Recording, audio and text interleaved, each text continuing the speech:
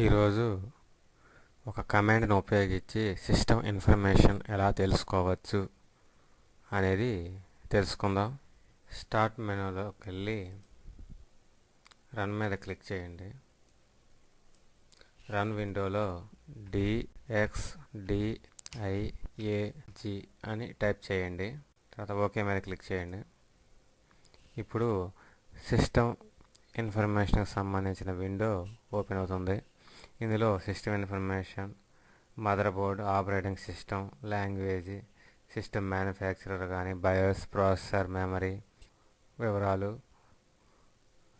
అలాగే display, mother బోర్డులు, devices ఏముంటాయి, డ్రైవర్స్ ఏముంటాయి, అలాగే డైరెక్ట్ ఎక్స్ ఫీచర్స్ ఏముంటాయి అనేది కూడా మనకి ఇక్కడ తెలుసుకోవచ్చు.